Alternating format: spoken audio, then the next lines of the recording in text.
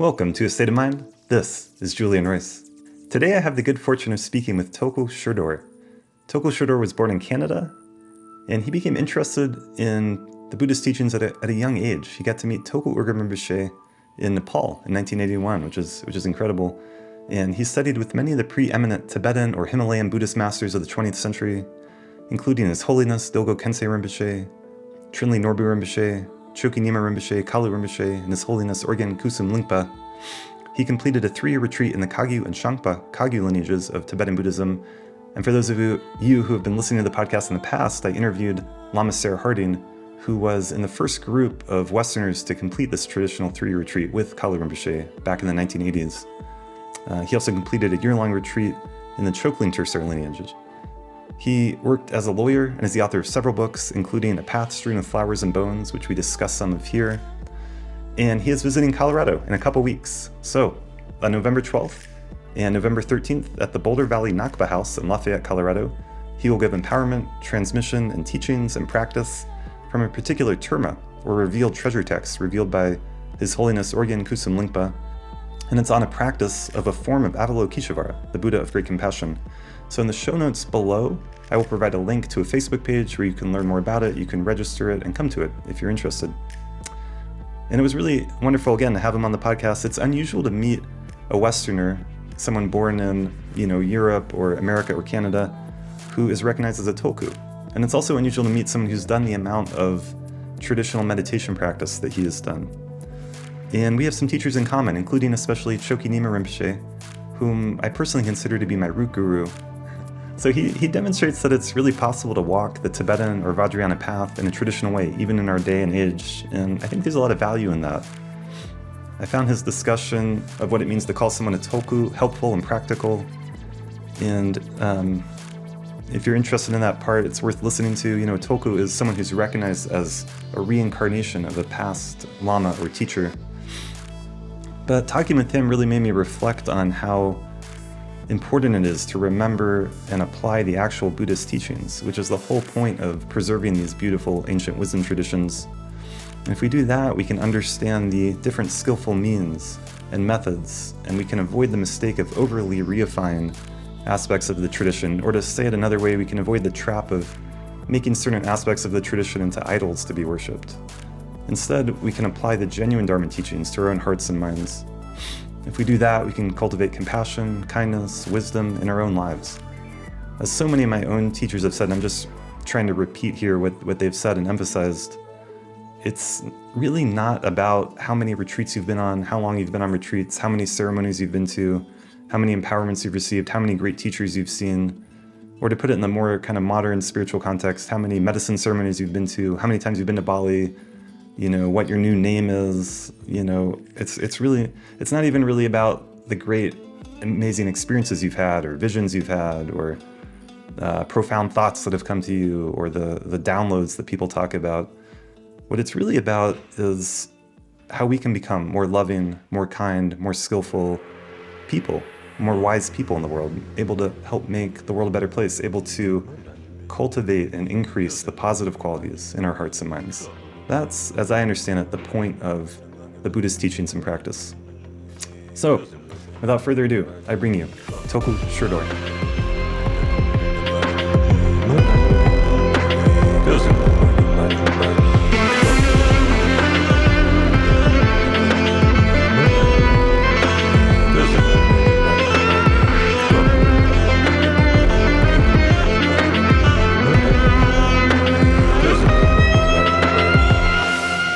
Today with Tulku Sherdor. Thank you so much for being on the podcast. Oh, you're so welcome. Thanks for inviting me. Yeah. Are you in New York now? Is that where you're coming from? I am now in Albany, New York. Yes. Oh, okay. Great. And we have a mutual friend, Rian Havens, who was a guest on the podcast a long time ago, if people want to go back in history and find it.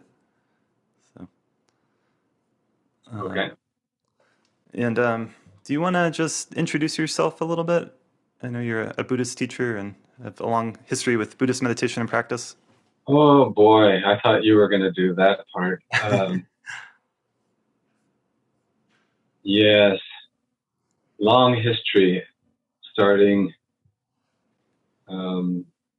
in the late 1970s, early 80s, with many Vipassana meditation courses, and traveling to Nepal in 81 and meeting my teacher, Tulku Rinpoche, and proceeding to study and practice intensively in Nepal, return to US, do intensive 3, 4, 5 years of retreat in the strict Kagyu tradition and in the Choling Tersar tradition from Tulku Urgent's lineage, and then hard left turn to law school, Columbia Law School, a lot of accolades, federal clerkship, worked for high-powered Wall Street law firms, recruited by David Boyce's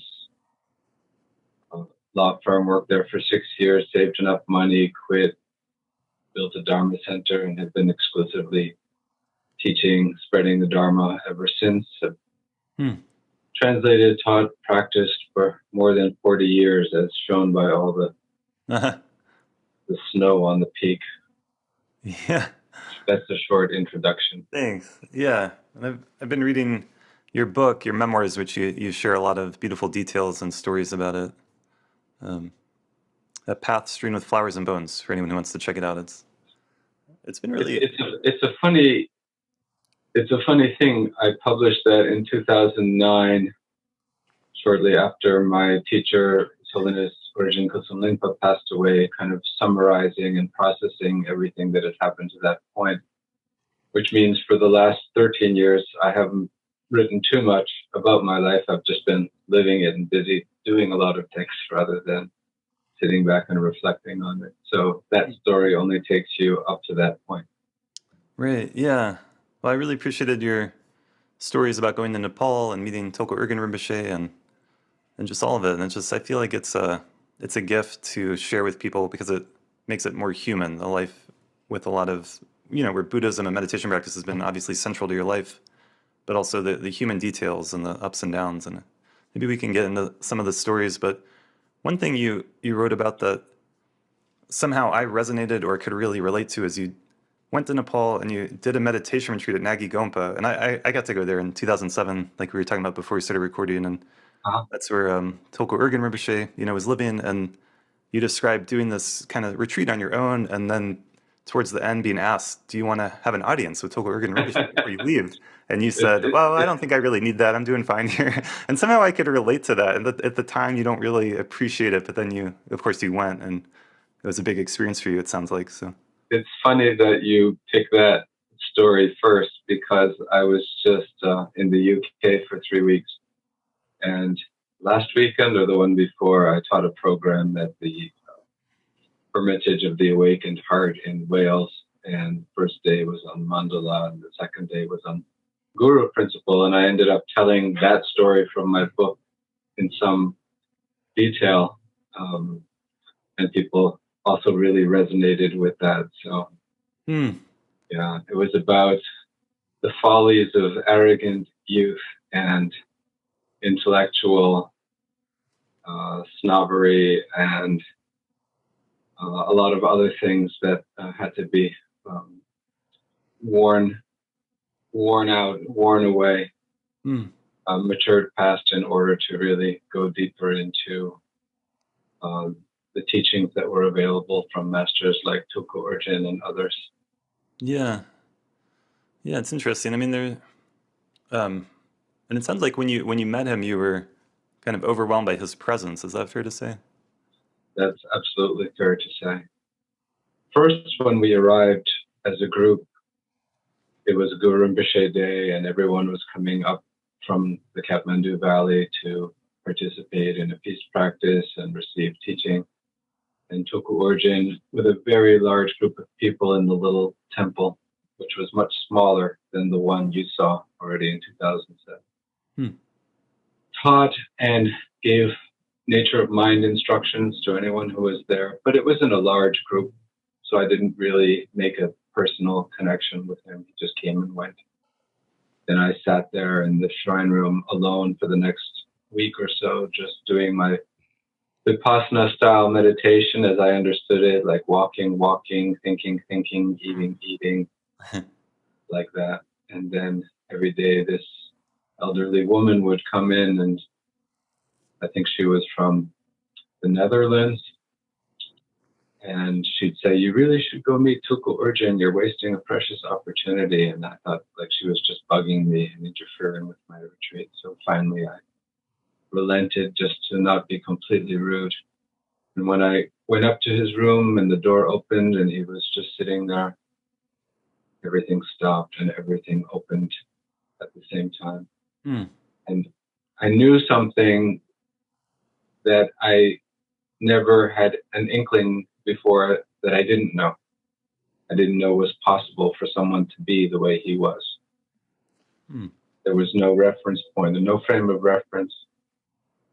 So it just struck me, stopped me dead on the spot. And I just spontaneously did prostrations and walked up to him. And he said through translator, famous translator, Eric Imakunzong, "Do you have anything to ask me?"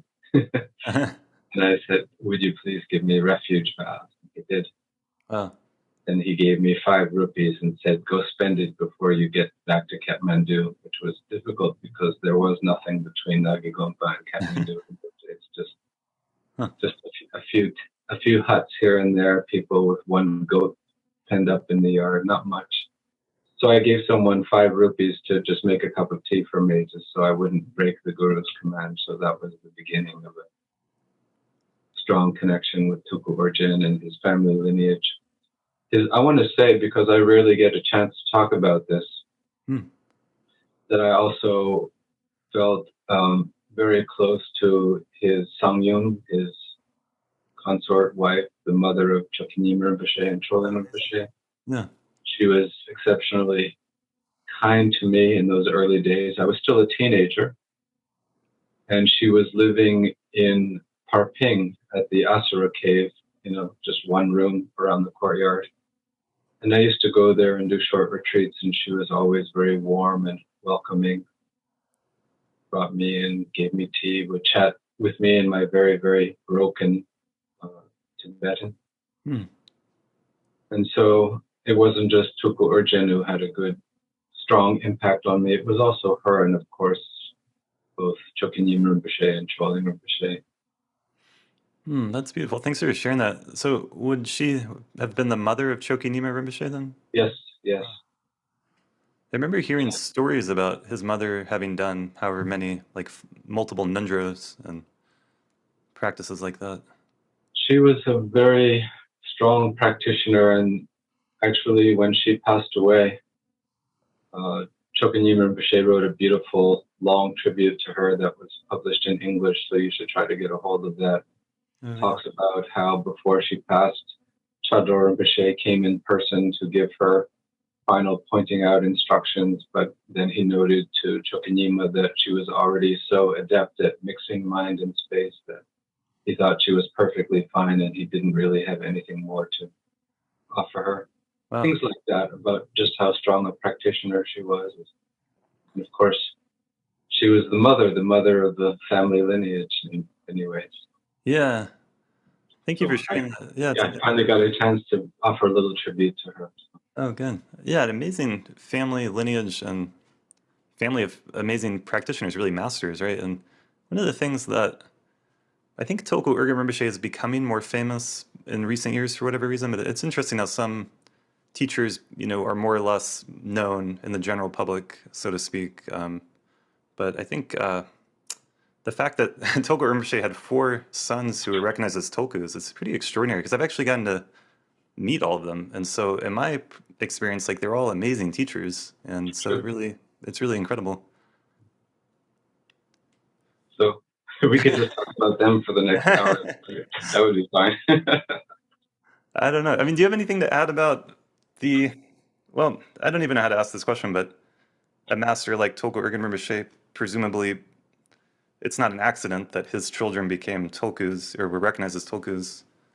Is that because a Tulku can also just be born from any person. They're not necessarily the son of someone who's a recognized teacher or master, right? Do you want to speak to that at all? An interesting thought.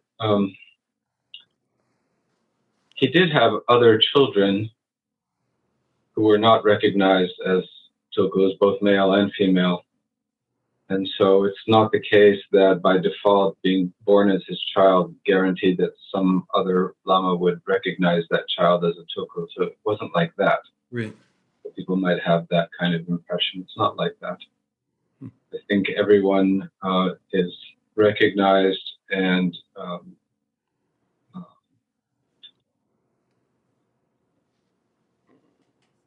helped along on their own merits based on their own qualities.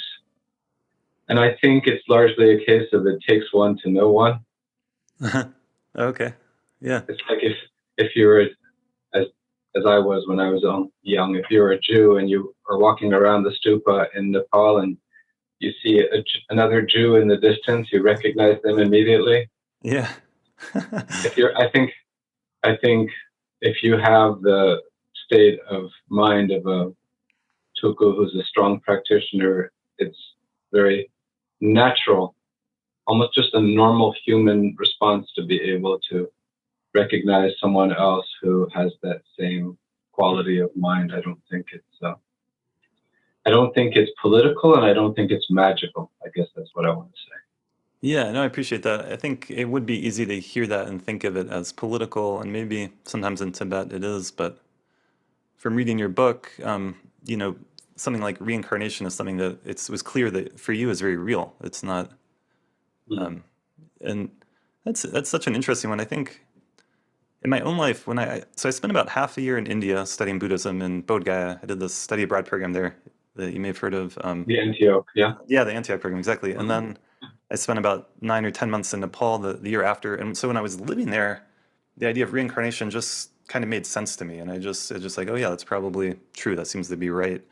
And then I noticed as I came back to the United States and went back to college and things, I lost that sense of it being true, or, I was questioning it more, like saying, I don't know, like more agnostic about it.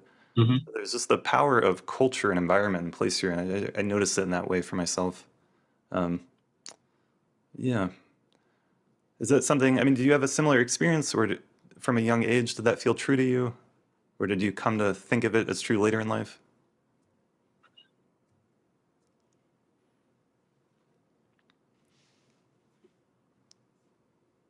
I was always comfortable with that.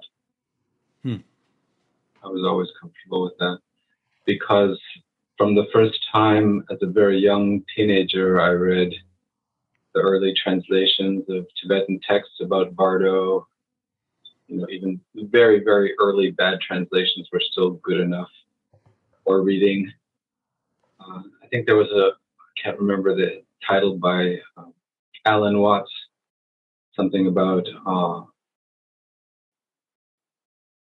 this little book on the truth of who you really are, and it was just a book about how fundamentally our nature is space and awareness, and everything else is just a casing or an enclosing to enact the karma of that fundamental space awareness that is our nature. And that always struck me deeply and intuitively as true, maybe because of my karma or whatever.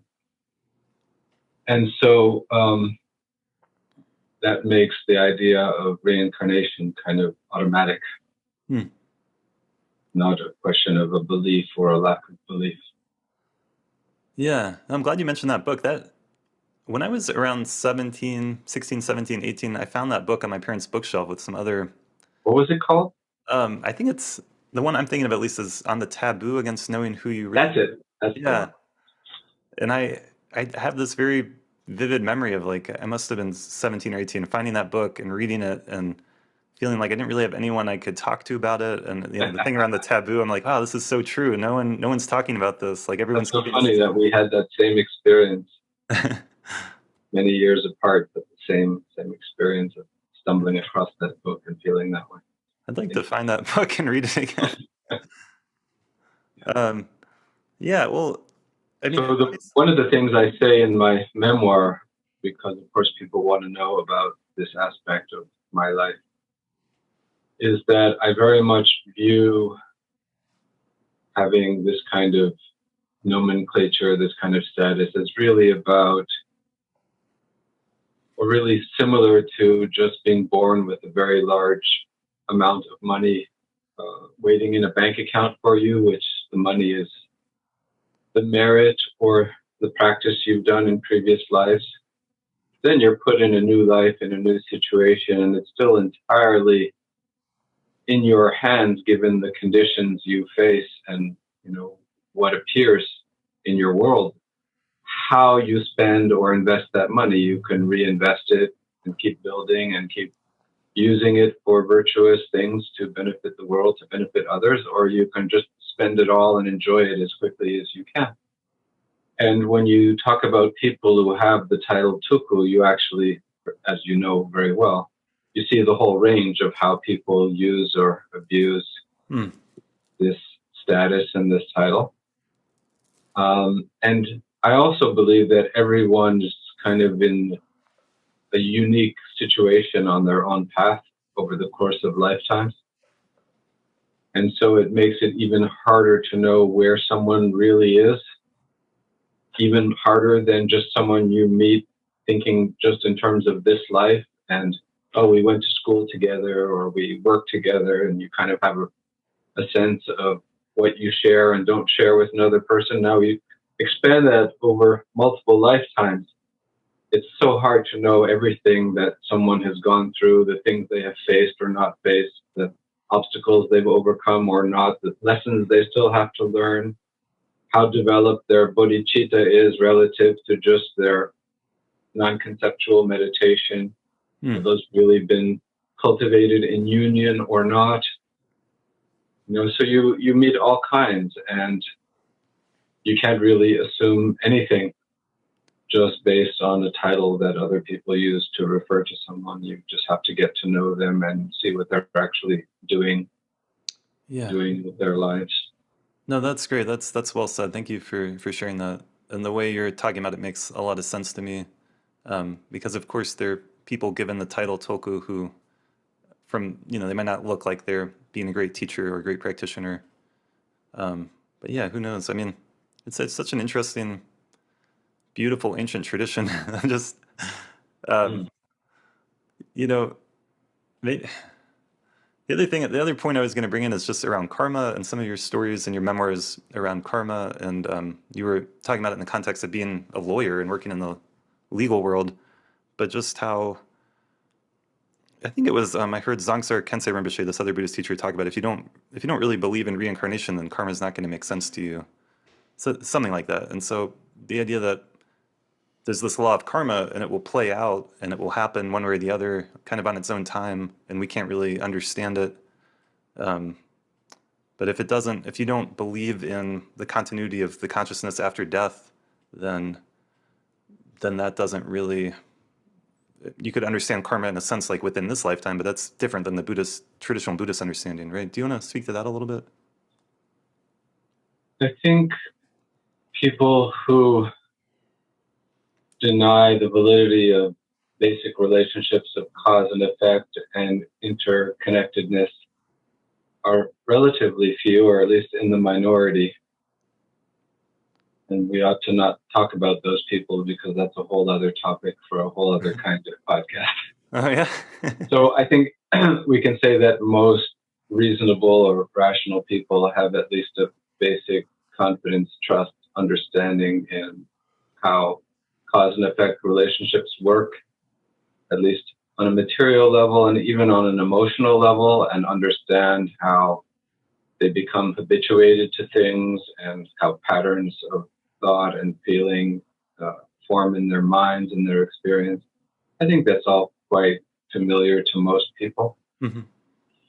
And I think on that basis alone, it's possible to explain karma, cause and effect, in a way that will encourage people to try to be more, empathetic and understanding of the network of relationships in which their lives are embedded in a way that is helpful to them and everyone in their lives, even in just this life.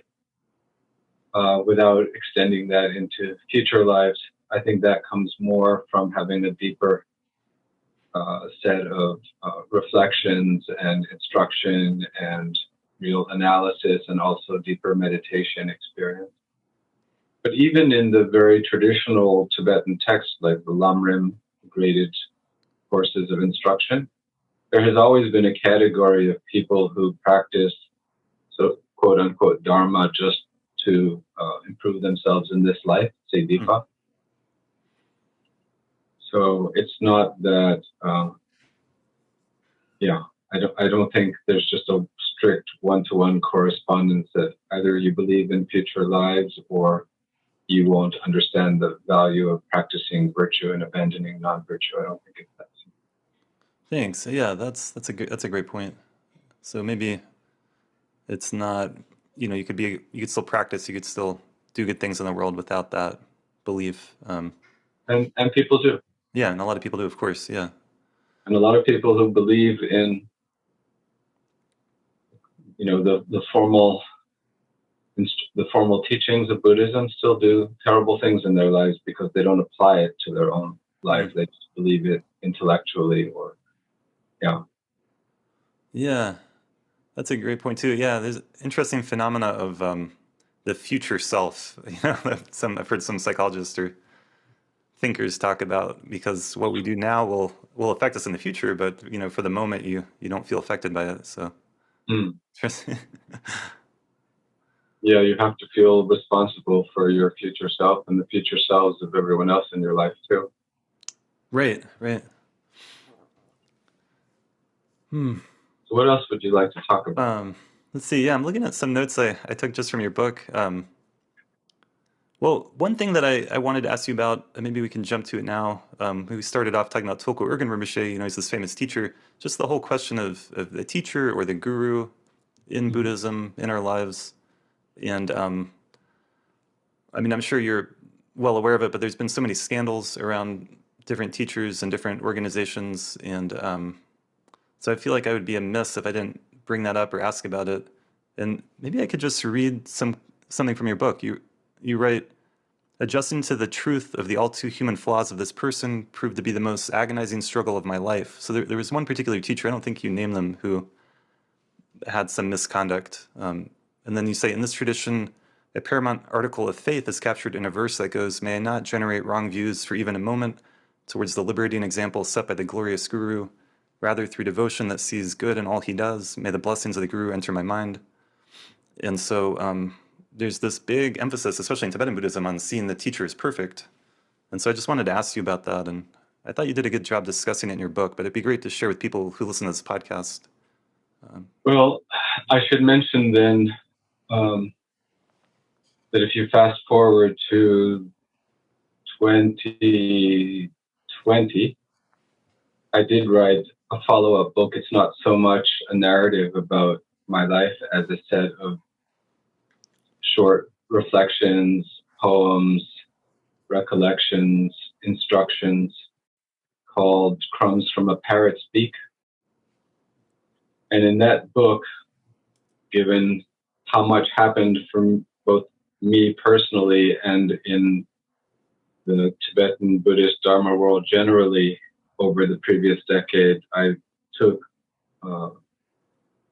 much more head on this question that you're raising now. And I included lengthy letters that were exchanged between me and Dzongtsar Khenze Rinpoche on this topic, and I shared much more about what had transpired with that particular teacher who was influential early in my life.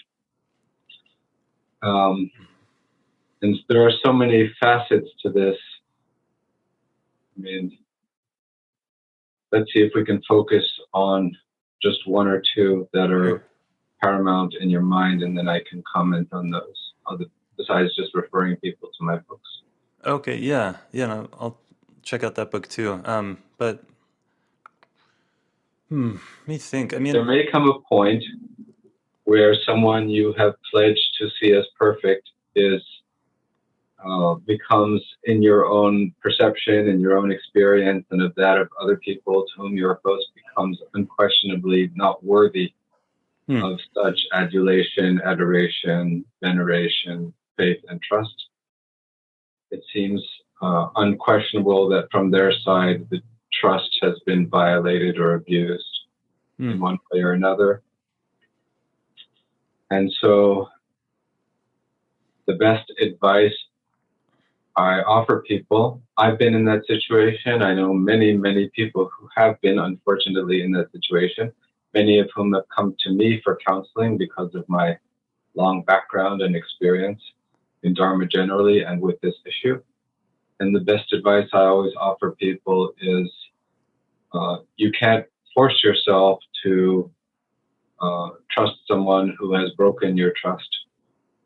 You have an obligation to take care of yourself and, if possible, to take care of other people whom you feel might be in a difficult or dangerous situation, whether they know about it or not. You have to have the courage and compassion to reach out and try your best peacefully to communicate your concerns to them. But most important is not to identify the Dharma and the value of Dharma, of the teachings on every level, with the conduct of any single particular person. To recall that no one can make you practice Dharma, it has to come from you. And so by the same token, no one can stop or prevent you from practicing Dharma, no matter how badly you feel betrayed by them or hurt by them, or how much they have fallen short of whatever high status you had accorded them. That it's never about any other person, not any other single person, that you practice Dharma in order to tame and condition and expand your own mind and your own compassion, your own wisdom. And there are always the best reasons to do that, no matter what anyone else does or doesn't do.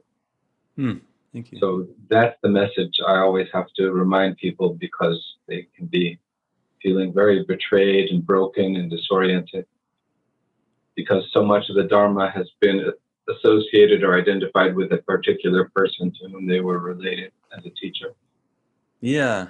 So it takes time. It's a traumatic experience, and like any trauma, it requires a process of healing and distancing and maturing and gaining more insight. Yeah, absolutely. Yeah, it's been, I'm recording this here in Boulder, Colorado, where I've lived for, I don't know, over 10 years. And so Shambhala Buddhism and all that's a huge thing here. And it's affected so many people that there's been this scandal with the leader. And so they just renamed their big retreat center, which was called Shambhala Mountain Center. Now I think it's Drala Mountain Center. And yeah, I've had a lot of people talk about it to one degree or another and finding their own way, but I appreciate what you just shared. And I don't even know what to say about it. I don't want to make this about one particular thing. I think there's obviously bigger than one particular example, but would it be fair to relate the teachings around the guru to skillful means in Buddhism, that it's a skillful means to help you in your own practice rather than about the actual other person? Does that make sense? Yes. So this is a whole other huge aspect of this. That I have another book called Entering the Great Expanse, which is an instruction manual on the preliminary practices of Vajrayana Buddhism, and a huge chapter on Guru Yoga. And I talk about this particular point in great detail, that we train in pure perception of the Guru as a very shortcut and swift path to training in the pure perception, pure view in general that's required to practice Vajrayana. The Guru, as both person and principle, is an anchor or a focal point for that training itself.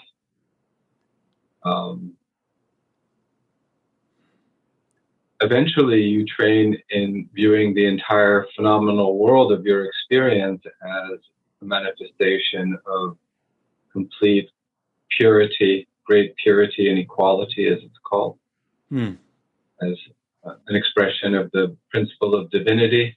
This goes back more than 1,000 years to treatises by Longchenpa and Rongzom Mahapandita and others, finding root in Guyagarbha Tantra and other sources, that, as you suggest, we relate to the Guru as a skillful means to be able to, have a way to train in pure perception of all that appears to our senses and in our minds and our experience, and to understand, most importantly, why we do that, how it works, what the benefit is, and why it's actually closer to the way things really are than our ordinary habitual way of relating to things and perceiving things, which is a huge topic. Yeah, I appreciate you bringing that. I think that's as far as we should go into that topic for now. But that's helpful for people to hear and just to have a deeper understanding of this tradition that's gone on for over thousands of years, how many hundreds of years. Of course, I imagine, in Tibet there were probably similar issues that we just don't know about. No, that's true. Is that true? Okay. Yeah. But maybe there were more people who were in a position to kind of talk and consult and apply certain standards to other people's behavior. It's kind of a free-for-all Wild West situation over here with no one's accountable to anybody else, so that makes it a little bit harder to, there's really no enforcement mechanism other than brokenheartedness, unfortunately. And I hope that changes in the future, but that's the situation we're in now, so we all just have to support one another, really. Yeah, I agree. Yeah, we should support each other and have compassion, and I think there is a lot to be said for the value of these lineages, and I'm sure you would agree with that 100% too. So in terms of people talk about not throwing out the baby with the bathwater, for sure I think it would be a shame to dismiss the power of lineage, the power of these teachings, because of there's been some gurus who have acted inappropriately. Right. Yeah. The whole point is to preserve, practice, master, and continue a lineage of awakening. Awakening from ignorance, awakening from being under the power of kleshas and bad habits, and so on. To the extent that that quality of awakening is present, then there's incredible, precious value in a lineage. There are also cases where people try to continue lineages, but there's no living teacher in the lineage anymore who actually embodies those qualities. And then it becomes an institution. Then it has a different set of problems. Lineage and actual qualities, path qualities, realization qualities have to go together. And then the value is there. If the lineage is broken or the qualities are not there, then it becomes a very different kettle of fish. I don't think I've ever said kettle of fish in my life until now. Nice. That's a nice turn of phrase. Well, another thing I wanted to ask you about that will be relevant to a lot of listeners of the podcast is just... who are the listeners? Who are you guys? Who's listening? Is it Buddhists? Is it young, curious people? Who listens to your podcast? There's definitely some longer-term committed Buddhists who've listened and written to me, and then young people, and then I think people, just interested in things like meditation and spirituality and healing, psychology, therapy. I've had a number of therapists on, but that leads right into what I was going to ask you about, which is, mindfulness has become such a buzzword. It's so popular. And of course, a lot of the terms mindfulness, a lot of the techniques and practices are drawn to one degree or another from these Buddhist lineages, but it can be a huge difference, right, with secular approaches to mindfulness and psychological approaches. I'm just curious how you see that, and if you want to comment or share any thoughts on that. I think that's a very simple issue. It's simply that mindfulness as a mental skill is completely value neutral. It's completely value neutral. I won't say 100%, but almost completely value neutral, in the sense that if your mind is more able to pay attention to what's happening, you may notice things as unskillful or painful that you kind of let slip by before. So in that sense, it may be a little bit of a self-corrective mechanism, but for the most part, it's a value-neutral mental skill that can be applied to anything. There are athletes who, use these kinds of techniques so they can see fastballs better when they're in the batter's box, and not give in to emotions when they're in the heat of competition, and be able to keep their minds focused on what they're actually trying to do, not give in to fear and anxiety while they're performing. So, anybody can use these skills and get some benefit from them, but that's, without regard to whether they're used for meditation training and the purposes of meditation training. That's a good point. In Buddhism, shamatha, calm abiding, meditation of recollection, presence of mind, vigilance, they're a foundation for training in insight meditation, as you know, and then unifying present moment awareness with paying attention to the analysis of who's having the experience and what is the nature of the experience, digging deeper into what's actually going on to have more wisdom and more clarity. And that's always coupled with training in bodhicitta, in good-heartedness, soft-heartedness. So compassion, wisdom, skill and wisdom always go hand in hand. That's how the Buddhist path is constructed. The element of mindfulness is never isolated as something of independent value. It's always integrated into the path and the process of training. Yeah, beautiful. Thank you for sharing that. Yeah.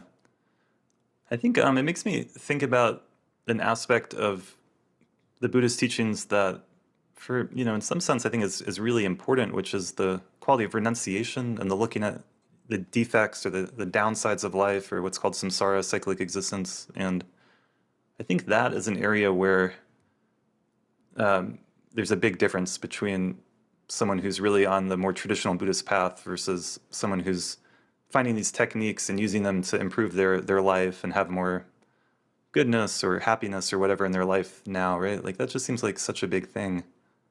Can you speak to that a little bit?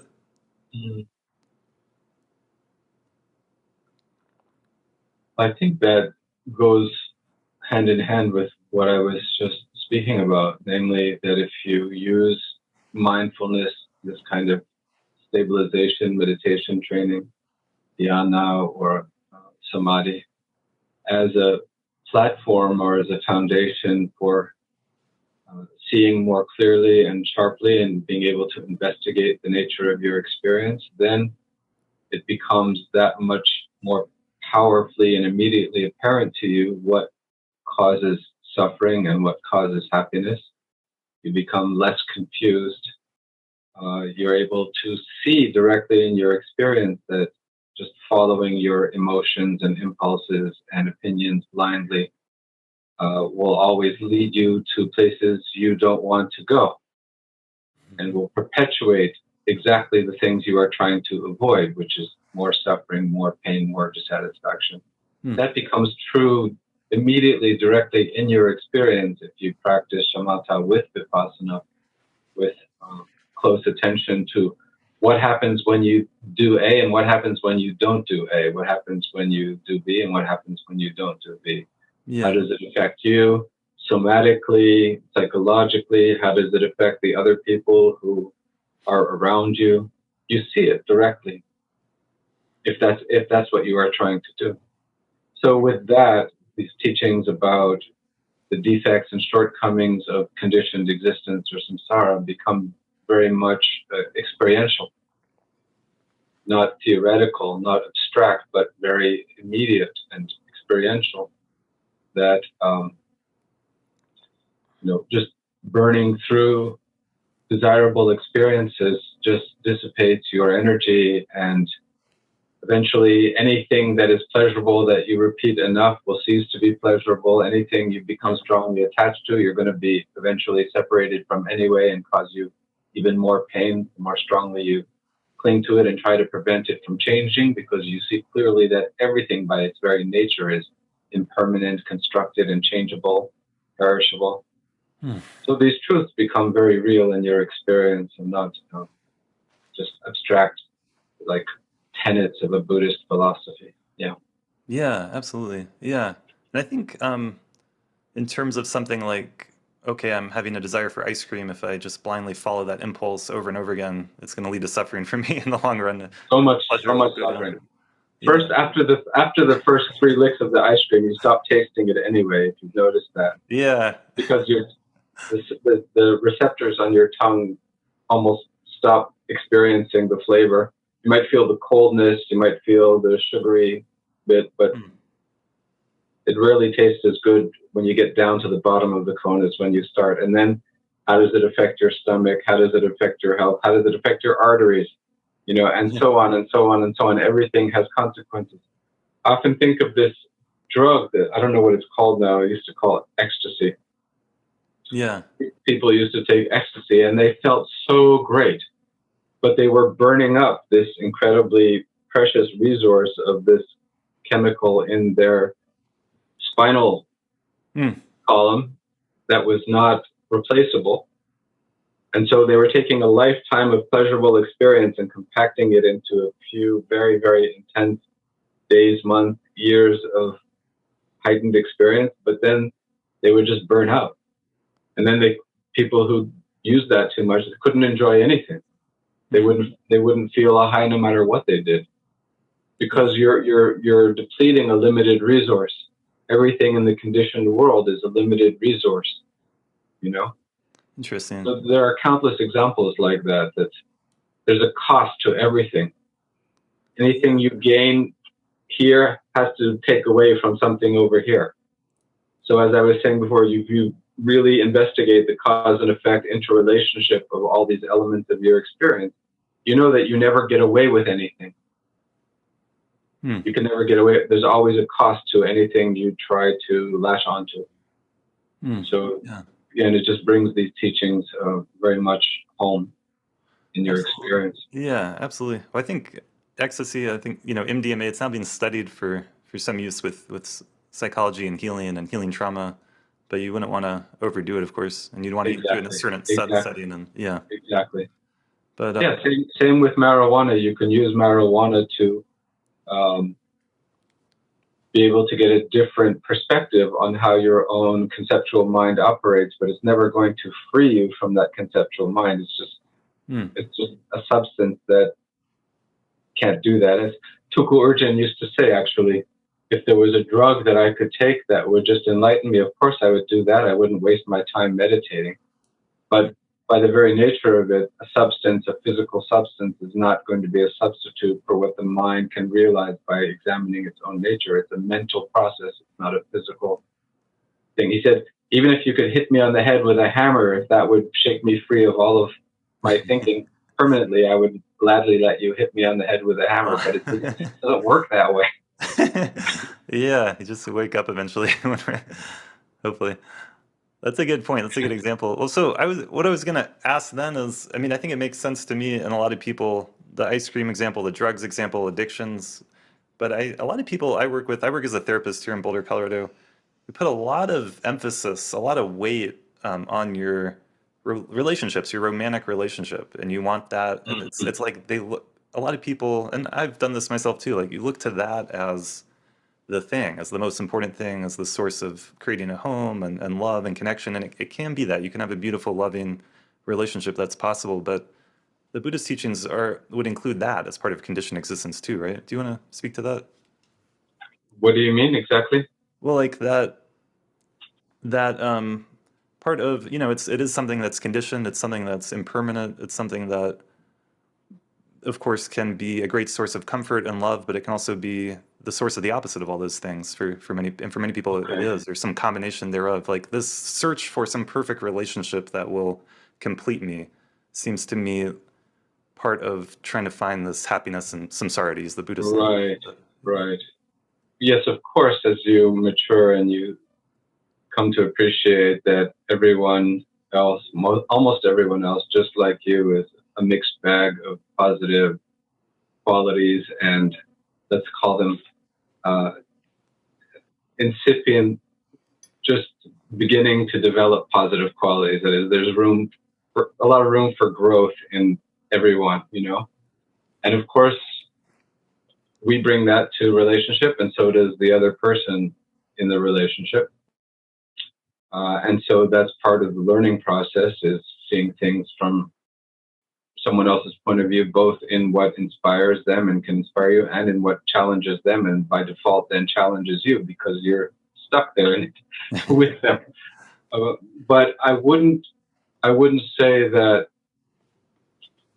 inherently relationships can only deepen your so-called samsaric experience, because just as access to moments of awakening and clarity and unconditioned love are accessible in your own experience, that's also true in other people's experience. And so being exposed to other people's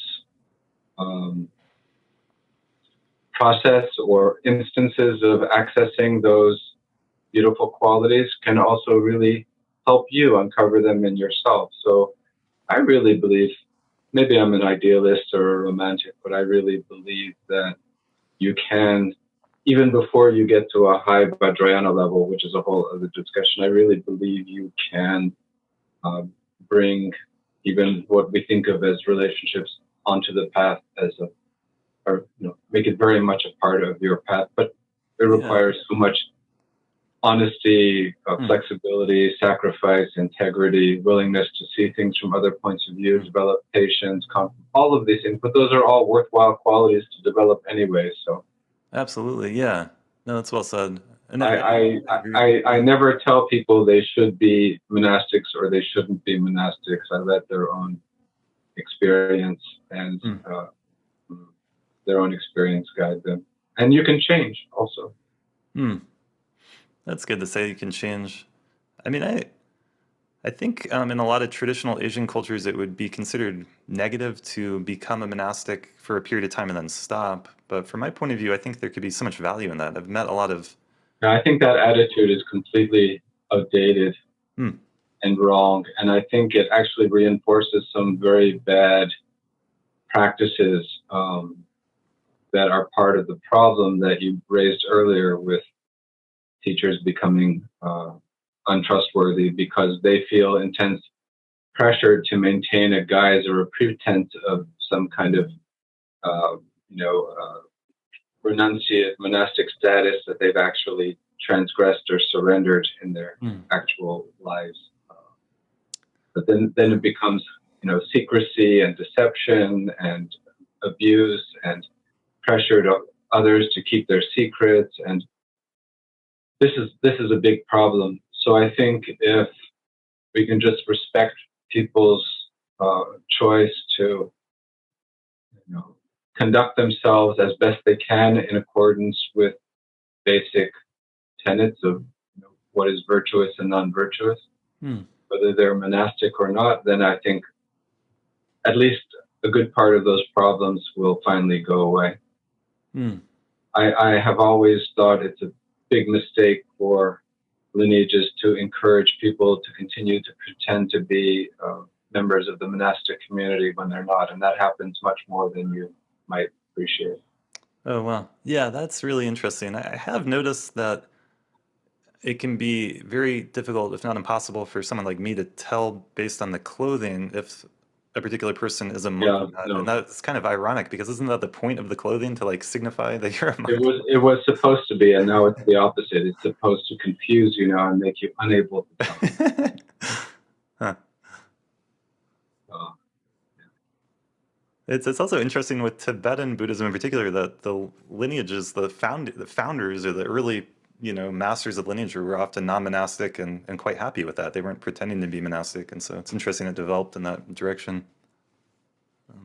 Yes, well, different lineages emphasize monasticism more than others. Certainly in the Nyingmas, it's highly respected, but most of the great masters you could name or I could name from my own lifetime were lay people, like Holiness Dilgo Khyentse Rinpoche, Dudjom Rinpoche, you know, Tulku Urgyen Rinpoche, so many others, Dongse Tenli Norba Rinpoche. Yeah.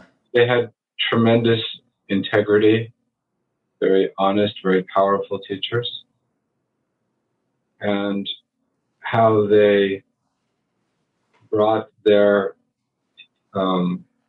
relationships onto the path and used it to enhance their wisdom and compassion is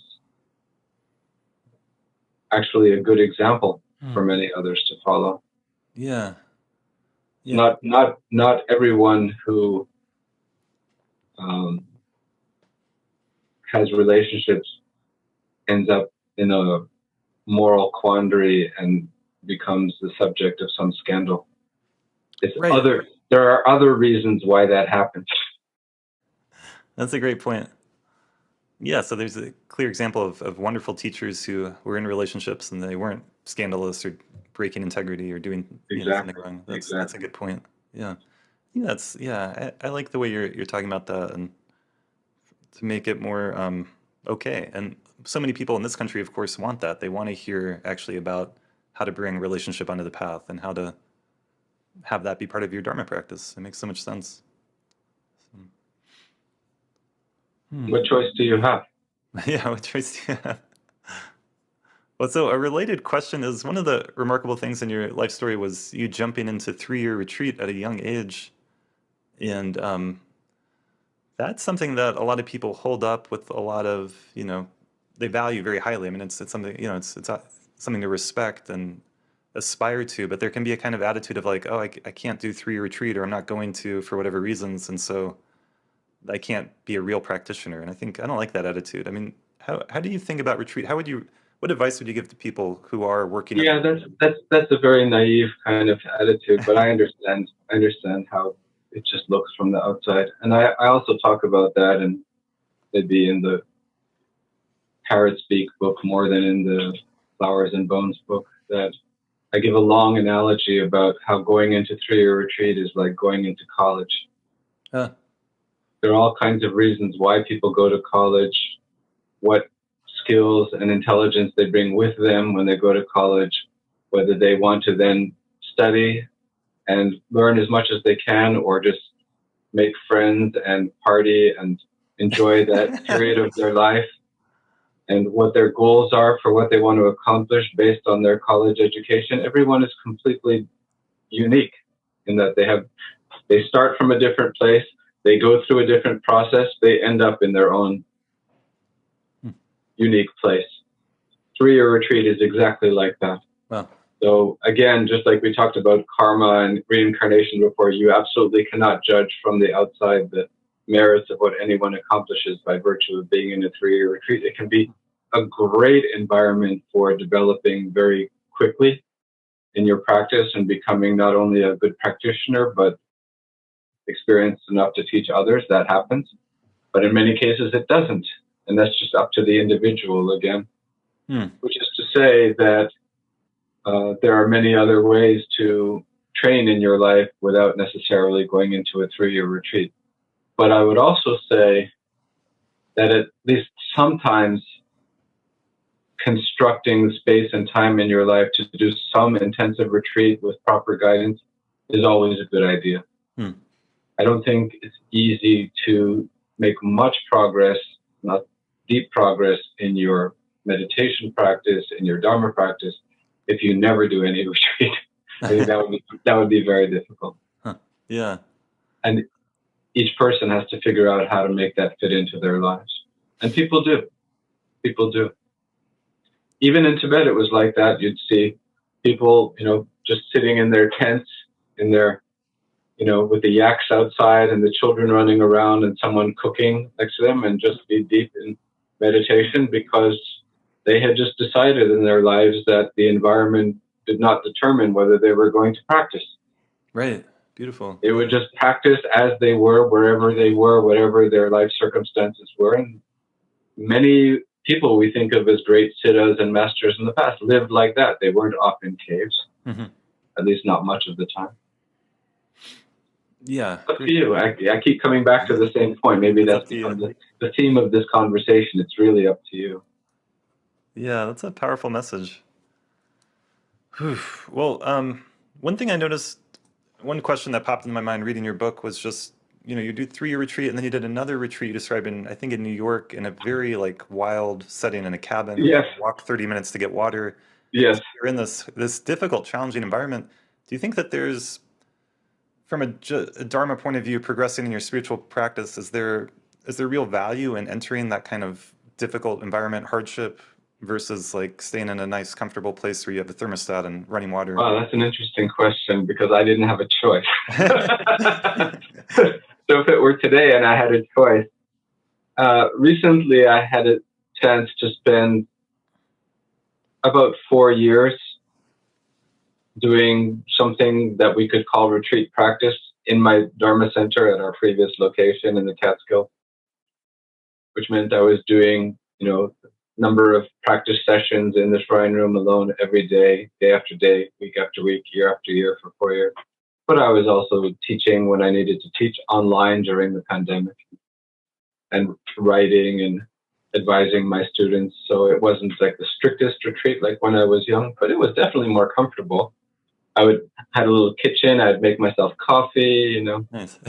So I was already experienced enough to know not to let good conditions become crutches to keep me from going deep into my practice. But for someone who doesn't have that background yet, it might be easier to think, oh, how long till the next cup of tea, or it's a little too cold, or it's a little too warm, and it's never quite perfect enough. Now this bird is chirping too loudly outside my window, or someone is running a chainsaw a mile away and I can still hear it. When you're still very much affected by conditions around you and even conditions arising within you, then the circumstances of your retreat can seem to be much more important. But I think as you get more stability and experience in your practice, then you can go from environment to environment and it really makes no difference. You kind of, as Kala Rinpoche used to say, and as Chokanyima Rinpoche actually said to me once too, you just bring your retreat with you by just relaxing your 5 senses and just being present. Do your practice, and whatever's happening is happening. It's not really makes no difference, but it takes time until you can really see that that's true. Yeah, and so many of us are so concerned with our environment or our house or the things around us. Right. It's fascinating to think about. But if your carpet is the wrong color, then you can't do retreat. Yeah, you'd have the right carpet color. But you mentioned in your book something like that you had seen some of the caves in Tibet where people in the past would practice, and you said like, I don't think I could do that, and it's just interesting. That's true. Interesting, but it's amazing to think about that. Human beings have lived in remarkable circumstances, and someone like Milarepa is the famous example, but most people would just die, right, if they tried to literally do what he was doing. So yeah, and you must have read Mingyur Rinpoche's book, which I just read finally, about In Love with the World, or whatever. Yeah, and he gets sick. And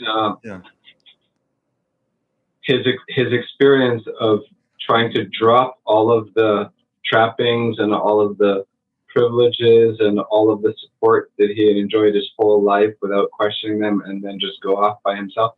First thing that happened is he literally almost died because he had no idea how to take care of himself. No idea. And the slightest thing could just set him off into panic. And so, yeah.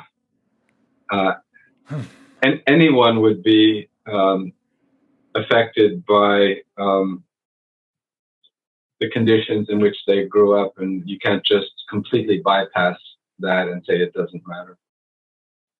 Right. Yeah. Yeah, of course it affects us, it matters, but the potential to really transcend, right? Transcend your circumstances is there. So. Wow, we've already been going an hour and a half. It goes so fast. Yeah, that flew by. Yeah, it's been wonderful talking with you. Is there anything else you want to share? I know your website, I'll link it below, is blazingwisdom.org. The website is almost not working because we're in the process of moving it to a new platform, so I wouldn't send people Okay. there.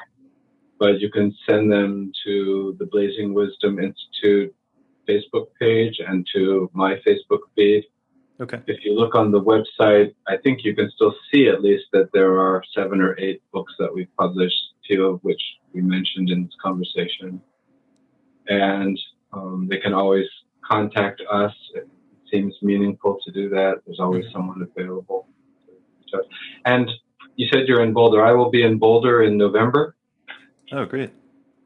Giving a program at Lama Pema Chapel's Boulder Valley Ngakpa House at his invitation. He considers me one of his teachers, I guess, so he's asked me to give some empowerments and transmission.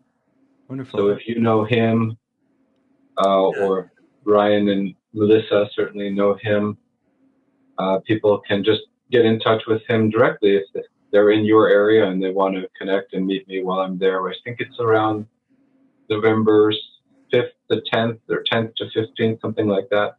Okay. But great. Yeah, that information is findable. Wonderful. So maybe I'll meet you. Who knows? Yeah, I'd love to come if I can. I'll try to make it work. Okay. Great.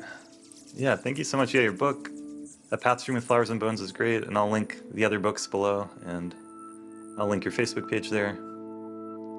And yeah, thank you so much for your time. You're very welcome. It was nice to chat with you. Thank you so much for listening to another episode of A State of Mind podcast. I work here in Boulder, Colorado as a psychotherapist, coach, and meditation teacher, and you can learn more about that at astateofmindcounseling.org.